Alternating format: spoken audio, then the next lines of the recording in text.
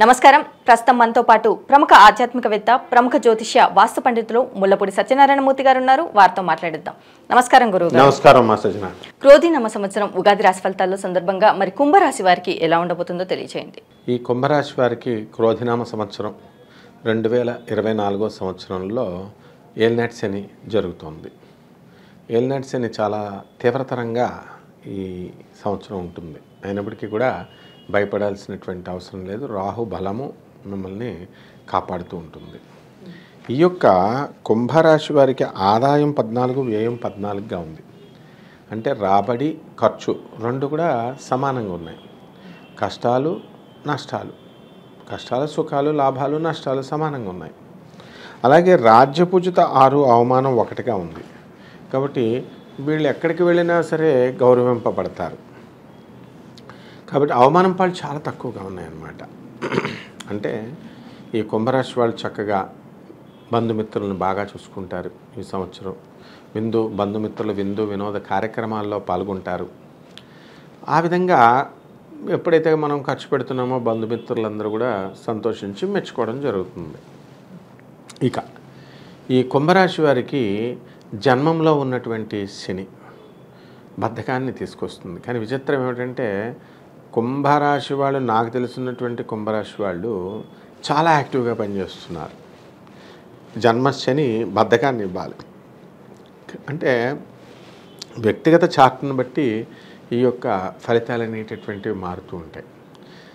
అయితే skeleton idea కాబట్టి వర్షాకాలంలో ఎక్కువ వర్షాలు పడతాయి. ఎండలు పడవని కాదు, ఎండలు రావని కాదు. అట్లా ధనస్థానంలో ఉన్నటువంటి రాహువు ధనాన్ని ఇబ్బడి ముబ్బడిగా ఇస్తాయి. ఏదో రకంగా అప్పులు కూడా ఏమంటే మీరు మా దగ్గర పట్టుకెళ్ళండి, ఏమంటే మా దగ్గర డబ్బులు ఉన్నాయి వేరే వాళ్ళకి ఇవ్వండి అని అంటారనమాట. అంతేగాని మీరు డైరెక్ట్గా తీసుకోండి అని అనాల్సినటువంటి అవసరం లేదు. ఏదో రకంగా ఆ డబ్బులన్నీ కూడా మీకు పనులు పూర్తవడానికి డబ్బు మీ కాళ్ళ దగ్గరకు వస్తుంది. తర్వాత ఈ కుంభరాశి వారికి ఏప్రిల్ మనకి ఉగాది 9ని వస్తుంది కాబట్టి 2024లో ఏప్రిల్ 30 వరకు మనకి 3వ ఇంట్లో ఉండడం జరుగుతుంది. ఆ తర్వాత మనకి వృషభ రాశి ప్రవేశం. అక్కడ పనులు లేటుగా జరుగుతున్నప్పటికీ కూడా మీకు ధనానికి ఏ విధమైనటువంటి ఇబ్బంది ఉండదు. ఇక డబ్బులుంటే గతంలో పనివాళ్ళు దొరకనటువంటి పరిస్థితుల నుంచి మీరు బయటపడి పనివాళ్ళు చక్కగా మీకు లభ్యమవడం, మీ దగ్గరికి రావడం, ఈ విధంగా మీకు జరుగుతుంది. అయితే అష్టమంలో ఉన్నటువంటి కేతువు మిమ్మల్ని ఇబ్బంది పెడుతుంది. మరణతుల్యమైనటువంటి ఫలితాలను ఇస్తుంది. ఎవరో కస్టమర్ దొరుకుతాడు, మీరంతా పని బాగా చేసినప్పటికీ బాగాలేదనో లేకపోతే ఏదో ఒకటి మీ మనసుని హర్ట్ చేస్తారు. దానికి చాలా సున్నిత మనస్కులైనటువంటి మీరు ఏమవుతుందంటే ఆత్మహత్య చేసేసుకోవాలా అనిపించే అంత ఇదిగా ఫీల్ అయిపోతారు మీరు. కాబట్టి ఈ అష్టమకేతు దోషాన్ని ఒకటి జాగ్రత్తగా చూసుకున్నట్లయితే ఈ క్రోధినామ సంవత్సరం 2024 నుంచి 25 వరకు ఉగాది వరకు బ్రహ్మాండంగా ఉంటుందమ్మా. మరి అలాగే వీరికి వృత్తి, ఉద్యోగ, వ్యాపార పరంగా ఎలా ఉండబోతుంది అంటారు? వృత్తి, వ్యాపార, ఉద్యోగ విషయాల దగ్గరికి వచ్చేసరికి పని పుష్కలంగా దొరుకుతుంది. ఎంతవరకు పని లేదు అని బాధపడుతున్నటువంటి వాళ్ళు, అన్ని వృత్తుల వాళ్ళు పనులు అనేటువంటివి దొరుకుతాయి. ఇక సాఫ్ట్వేర్ కంపెనీ వాళ్ళకి సాఫ్ట్వేర్ కొత్త ప్రాజెక్ట్స్ అనేటటువంటివి దొరుకుతాయి. ఇనుము సంబంధించి ఎలక్ట్రానిక్ ఈ యొక్క మెషినరీ షాపులు, ఆటోమొబైల్ షాపులు, తర్వాత వెల్డింగ్లు ఇలాంటివి కొంచెం మీడియంగా ఉండడం అనేటటువంటివి జరుగుతాయి. చిట్ ఫండ్లు నడుపుతున్నటువంటి వాళ్ళు, ఎడ్యుకేషనల్ ఇన్స్టిట్యూట్స్ రన్ చేస్తున్నటువంటి వాళ్ళు, వీళ్ళకి కొంచెం డబ్బు వచ్చినప్పటికీ కూడా అది ఇతర ఖర్చులకి మీరు డైవర్ట్ చేసుకోవడం వల్ల కొంచెం ఏమవుతుందంటే కొంచెం రొటేషన్ చక్రవర్తి అవుతారు మీరు. దానివల్ల కొంచెం అప్పుడప్పుడు ఇవి హెడేక్గా అనిపించి లాస్ వస్తుందేమో అనేటటువంటి భయంతో ఉంటారు. కానీ ఏ విధంగా కూడా లాస్ రాదు. అలాగే మీరు ఏ పని తలపెట్టినప్పటికీ కూడా మనకి ఏప్రిల్ నుంచి జూలై నెల వరకు మీకు చక్కగా చకా పనులు అయిపోతాయి. ఆ తర్వాత జూలై నుంచి డిసెంబర్ వరకు మీడియంగా జరుగుతాయి. జనవరి 2025 నుంచి ఏప్రిల్ 2025 వరకు యావరేజ్గా జరుగుతాయి అన్నమాట. అంటే స్లోగా జరుగుతాయి వీటితో పోల్చుకుంటే. ఎందుకంటే పెరిగే కొద్దీ ఏలినాటి దోషం పెరుగుతూ ఉంటుంది కదా, దాని ద్వారా ఆ పని తలపడడం, ఈ పనుల విషయంలో ఇలాగా ఉండడం అనేటటువంటి జరుగుతాయి. మరి అలాగే వ్యాపార పరంగా చూసుకున్నట్టయితే ఎలాంటి వ్యాపారాలు చేయొచ్చు అంటారు, ఎలాంటి వ్యాపారాలు చేయకూడదు అంటారు? ఇనుము సంబంధించినటువంటి వ్యాపారాలు చేయకూడదు. ఆటోమొబైల్ షాప్ పార్ట్స్, తర్వాత వెల్డింగ్ షాపులు ఇలాంటివి పెట్టకూడదు. చిన్న వ్యాపారాలైనటువంటి ఈ మోటార్ బైక్ మెకానిజం దగ్గర నుంచి పెద్ద ఇండస్ట్రీస్ వరకు, స్టీల్స్ వరకు, రతన్ టాటా స్టీల్స్ ఇలా ఈ వరకు కూడా ఈ కుంభరాశి వాళ్ళు ఎవరైతే నిర్వహిస్తున్నారో అటువంటి వాళ్ళకంతా కూడా యావరేజ్గానే ఉంటుంది ఆ బిజినెస్. ఇక ఏ బిజినెస్లు మీరు చేయొచ్చు అంటే ఎలక్ట్రానిక్ సంబంధించినటువంటి వ్యాపారాలు పెట్టచ్చు, సాఫ్ట్వేర్ ఇండస్ట్రీస్ మీరు పెట్టచ్చు, తర్వాత ప్రాజెక్ట్స్ అన్నీ కూడా వస్తాయి. అలాగే చిట్ ఫండ్స్ మీరు పెట్టచ్చు, స్పెక్యులేషన్స్ బిజినెస్, ఈ యొక్క షేర్స్ ఇవన్నీ కూడా మీరు పెట్టచ్చు. అండ్ ఫారెన్ ఎక్స్పోర్ట్స్ బిజినెస్లు, ఇంపోర్ట్ బిజినెస్లు మీరు చేయకూడదు. చేస్తే కనుక కొంచెం లాసులు రావడానికి అవకాశాలు ఉన్నాయి. మరి అలాగే వీరికి ఆరోగ్యపరంగా ఎలా ఉండబోతుంది అంటారు? ఆరోగ్యపరంగా వీళ్ళకి బాగానే ఉంటుంది. ఏలినట్స్ అని ప్రభావం కాబట్టి స్వల్పమైనటువంటి అనారోగ్యాలు చేయడం అనేటటువంటిది సహజంగా వచ్చేది.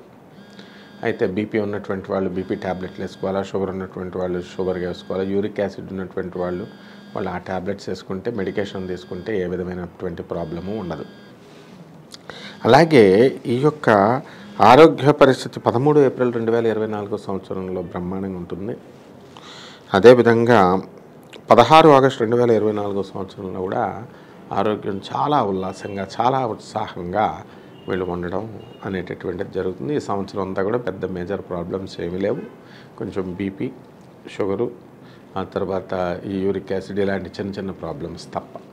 మరి అలాగే వీరికి కుటుంబ పరంగా ఎలాంటి సపోర్ట్ లభించే అవకాశం ఉంది అనేసి అంటారు? కుటుంబ పరంగా వీళ్ళకి ఫుల్ సపోర్ట్ దొరుకుతుంది.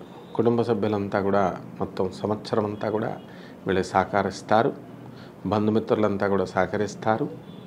అయితే వీళ్ళు అవతల వాళ్ళు వీళ్ళు తప్పు చేయకపోయినా సరే వీళ్ళని ప్రతివాదనలోకి లాగి వీళ్ళని ఏదో ఒక విధంగా బదనాం చేయాలి అనేటటువంటి ప్రయత్నాలు జరుగుతాయి. అంటే వాళ్ళు కావాలని చేయరు, అనుకోకుండా మీరు అపనిందల పాలవడానికి అవకాశాలు ఉంటాయి. కాబట్టి జాగ్రత్తగా చూసుకొని వీళ్ళు ముందుకు వెళ్తే అనవసరమైనటువంటి విషయాల్లో వేలు పెట్టకుండా జాగ్రత్తగా మన పని ఏదో మనం చేసుకుంటూ ముందుకెళ్తే చాలా బాగుంటుందమ్మా.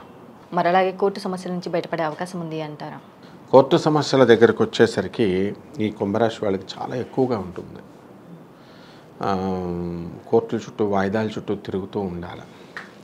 వీళ్ళు 1 జూన్ 2024 సంవత్సరంలో కుజుడు మేషరాశిలోకి వస్తున్నాడు.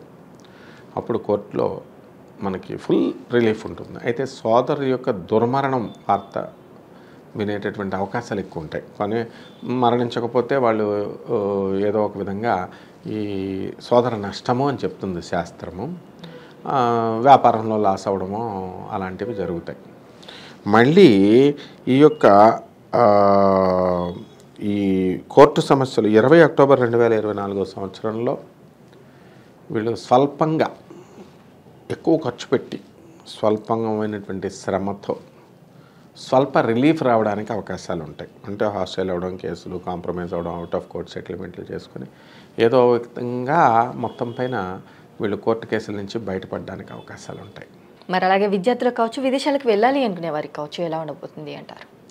విద్యార్థులు చాలా ఎక్కువగా కష్టపడి చదవాల్సినటువంటి అవసరం ఉంది. వీళ్ళు లేకపోతే ఫెయిల్ అవ్వడానికి అవకాశాలు ఉన్నాయి. ఇక విదేశాలకు సంబంధించి వెళ్ళాలనుకునేటటువంటి వాళ్ళకి చాలా ఎక్కువ కష్టపడాలి వీళ్ళు. కాబట్టి వీళ్ళే కాకుండా సాఫ్ట్వేర్ ఉద్యోగస్తులు, ప్రైవేట్ ఉద్యోగస్తులు ఎవరైతే ఉన్నారో అటువంటి వాళ్ళు విదేశాలకు వెళ్ళాలనుకునేటటువంటి వాళ్ళు కూడా విదేశాలకు వెళ్ళడం అనేటటువంటిది జరుగుతుంది. బాగా కమాయించుకొని ఇండియాకి రావడం అనేటటువంటిది ఈ సంవత్సరంలోనే జరుగుతుంది. మరి రాజకీయ నాయకులకు ఎలా ఉందంటారు? రాజకీయ నాయకులకు చాలా బాగుంది. వీళ్ళు మనకి 13 ఏప్రిల్ 2024 సంవత్సరంలో మంచి పదవులు పొందుతారు వీళ్ళు. అలాగే ఈ యొక్క 16 ఆగస్టు 2024 సంవత్సరంలో కూడా వీళ్ళు మంచి పదవులు పొందడానికి అవకాశాలు ఉన్నాయి. మరి వీరికి వివాహ యోగం కానీ సంతాన యోగం కానీ ఉంది అంటారా? సంతాన యోగం అనేటటువంటిది స్వల్ప సంతాన యోగం ఉంది. కొంచెం కష్టపడాల్సినటువంటి అవసరం ఉంది. ఐవీఎఫ్ సెంటర్స్, డాక్టర్స్ ట్రీట్మెంట్ ఇవన్నీ కూడా తీసుకుంటారు వీళ్ళు. ఆ విధంగా సంతాన యోగం ఉంది.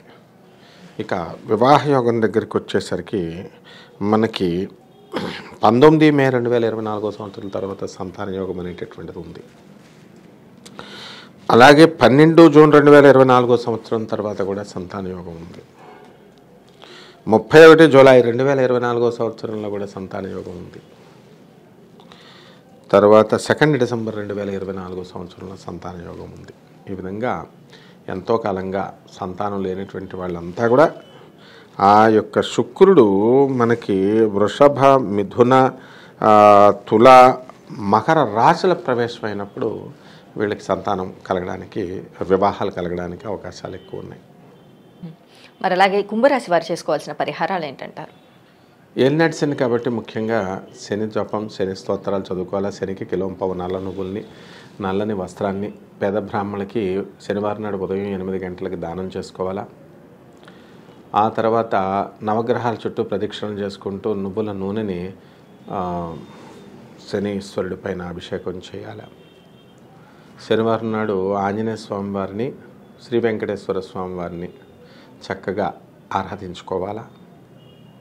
అలాగే గురుగ్రహముకి శాంతి చేయడం కోసం గురుజపం చేసుకోవాలా, గురు స్తోత్రాలు చదువుకోవాలా. దగ్గరలో ఉన్నటువంటి గానగాపురం వెళ్ళి బ్రహ్మ విష్ణు మహేశ్వర స్వరూపమైనటువంటి గురుదత్తుడిని సేవించుకోవాలా. అలాగే గురువారం నాడు కుదిరితే కిలోంపావు శనగల్ని, పసుపు వస్త్రాలని పేద బ్రాహ్మణులకి గురువారం నాడు ఉదయం 6 గంటలకు కనుక దానం చేసినట్లయితే వీళ్ళకి బ్రహ్మాండంగా ఉంటుంది. అలాగే గురువుగారు, కుంభరాశి వారికి క్రోధినామ సంవత్సరంలో ఎలా ఉండబోతుంది? అలాగే వీరు చేసుకోవాల్సిన పరిహారాలు ఏంటి? శనికి చేయాల్సిన పరిహారాలు ఏంటి? అలాగే వీరు దత్తాత్రేయ స్వామి